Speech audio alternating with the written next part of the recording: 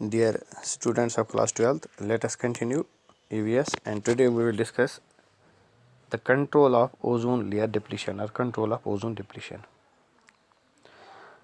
In order to prevent further damage to ozone layer, a large number of substances are now being used as substitutes for ozone depleting substances, and ozone depleting substances are now substituted by ozone friendly chemicals under Montreal Protocol. The ozone-friendly chemicals now being widely manufactured as alternatives to CFCs in refrigeration, foam sector, industry and fire extinguishing by both developing as well as developed countries. Let us see now in refrigeration sector first. As an alternative in new refrigeration units, hydrocarbons, hydrofluorocarbons and HCF blends and ammonia are used, which are less effective in ozone depletion than CFCs. Chlorofluorocarbons जो refrigeration में हम use करते हैं, आज हम उनके लिए refrigeration में कुछ अल्टरनेटिव्स यूज़ करते हैं। जिनमें हाइड्रोकार्बन्स आते हैं, हाइड्रोफ्लोरोकार्बन्स आते हैं, HFC ब्लेंड्स आता है, एमोनिया आता है, और जो ये नए कंपाउंड्स हैं, these are less effective in ozone depletion. ये ओजोन डिप्लीट उतनी नहीं करते हैं than chlorofluorocarbons. Air conditioning units, automobile air conditioners जो है and coolers have HFC and blends of safe refrigeration substances to be used. Next हम देखेंगे fighting. Halons are usually used for fire fighting system in control rooms, aircrafts etcetera. Fire fighting के लिए हम सबसे ज़्यादा use करते हैं halons, but today fire fighting is done by the means of carbon dioxide और dry powder, water mist technologies and combustion generated aerosols are best alternatives to halons. आज अगर हम देखेंगे तो हम हेलोन्स के बदले फायर फाइटिंग के लिए यूज़ करते हैं carbon dioxide, dry powder, water mist technology use होती है, और कम्बशन जनरेटेड एरोसोल जो है, these are the best alternatives to halons. Currently these ozone friendly products like FCs, HFCs, HFAs and HFCs are being used tested for their toxicity. लेकिन जो ये ozone friendly chemicals है, आज हम उनकी toxicity जो है उस पर भी टेस्ट किया जाता है और ये देखा जाता है कि ग्लोबल वार्मिंग में इनका कितना रोल है। अगरचे ओजोन लेयर बचाते हैं, लेकिन ये देखा गया है कि वो जो ग्लोबल वार्मिंग जो है इसमें इनका इफेक्ट ज़्यादा रहता है। International efforts in saving the ozone layer. Ozone layer को बचाने के लिए इंटरनेशनल एफर्ट्स क्या हैं? To halt the depletion of ozone layer, countries around the world agreed to stop using ozone depleting substances. Ozone layer की depletion को कम करने के लिए जितनी भी कंट्रीज दुनिया में है, उन्होंने एग्री किया है कि ओजोन डिप्लीटिंग सब्सटेंसेस जो हैं वो उनका यूज़ कम करेंगे, स्टॉप करेंगे। This agreement was formalized in the Vienna Convention for the protection of ozone layer in 1985 and the Montreal Protocol on substances that deplete the ozone layer in 1987. ये जो agreement है कि सारी दुनिया की जो कंट्रीज़ हैं वो उन सब्सटेंसेस का यूज़ नहीं करेंगे जो ओजोन को डिप्लीट करते हैं, ये जो एग्रीमेंट बना था ये फॉर्मलाइज हुआ था वीना कन्वेंशन में, और वीना कन्वेंशन में हुआ था for the protection of ozone layer को प्रोटेक्ट करने के लिए 1985 में। और जो मोंटी प्रोटोकॉल है, Montreal protocol on the substances जो ओजोन लेयर डिप्लीट करते हैं, 1987। In 2009 the Vienna convention and the Montreal protocol become the first treaties in the history of the United Nations to achieve universal ratification. तो 2009 में जो Vienna convention और Montreal protocol है, ये पहली दो ट्रीटीज़ बनी जिन्होंने यूनाइटेड नेशंस में अचीव की यूनिवर्सल रेटिफिकेशन, यानी पूरे वर्ल्ड ने इसको एक्सेप्ट किया है। Substances covered by the protocol are referred to a controller substances, और जो उसमें सब्सटेंसेस हम यूज़ कर सकते हैं उनको नाम रखा गया controller substances. The main substances like जो हम सब्सटेंसेस जिनका यूज़ हम नहीं करेंगे उनको कंट्रोलर सब्सटेंसेस नाम रखा गया। These substances include chlorofluorocarbons, hydrofluorocarbons, halons, carbon tetrachloride, methyl chloroform and methyl bromide. इनमें आते हैं क्लोरोफ्लोरोकार्बन, क्लोरो हाइड्रोफ्लोरोकार्बन आते हैं, हेलोन्स आते हैं, कार्बन टेट्राक्लोराइड है, क्लोरोफॉर्म है, मिथाइल ब्रोमाइड है। These are the substances which deplete ozone layer to large extent. The damage to ozone layer caused by each of these substances is expressed in their ozone depleting potential. और ये कितना damage करते हैं ozone layer को, ये उनके ozone layer depletion potential, ozone depleting potential में mention किया गया है। जो इंटरनेशनल एग्रीमेंट्स है, the international agreements help to great reduce the world wide use of ozone depleting substances. जो इंटरनेशनल एग्रीमेंट्स हैं उन्होंने ओजोन डिप्लीटिंग सब्सटेंस का जो यूज़ है उसको बहुत हद तक कंट्रोल करवाया है in Europe and around the world. पूरे वर्ल्ड की बात हम करेंगे।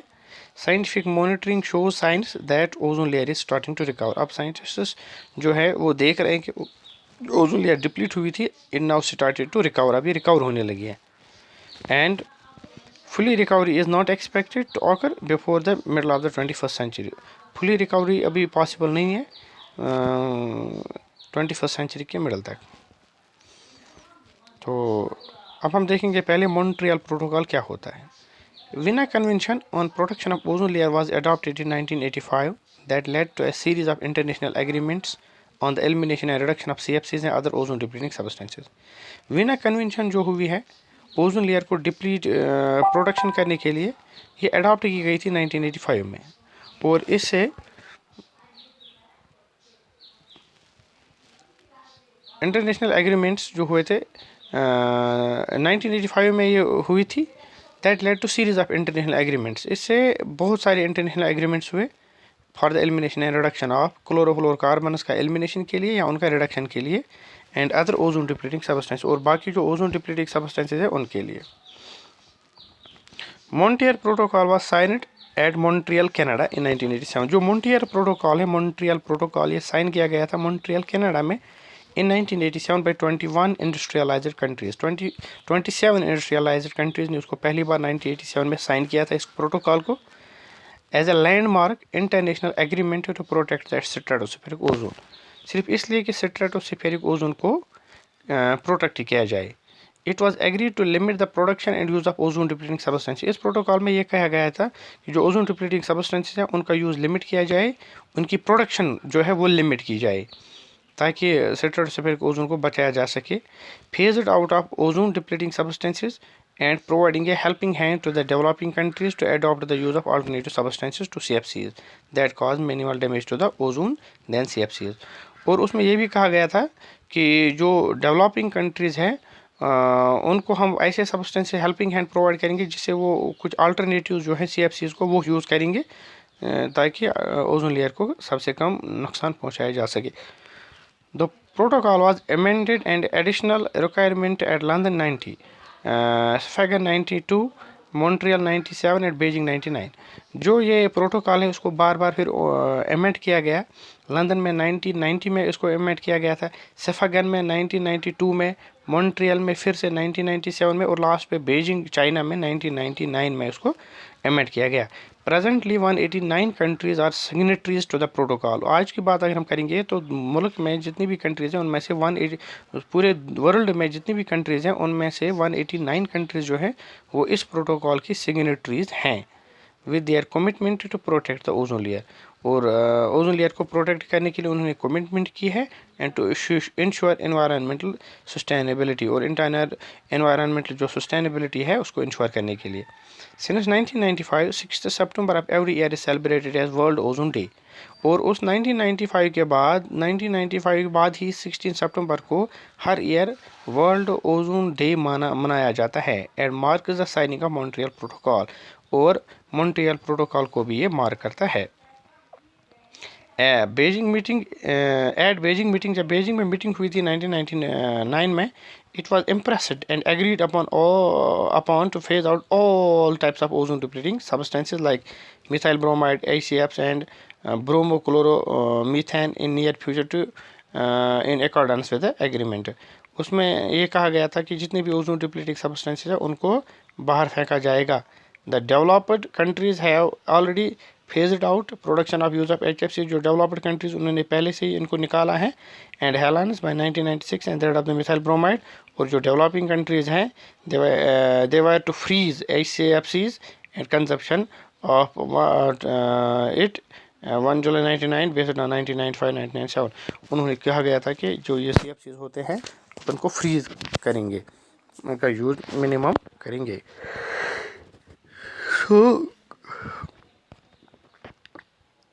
the overall effect would be to freeze consumption of halogens at 1986 level 1982 and to cut the consumption of CFCs। तो उसमें कहा गया था कि CFCs की जो कंजप्शन आप करते हो उसका 50% रिड्यूस करो, इसी तरह से हेलोन्स को रिड्यूस करो।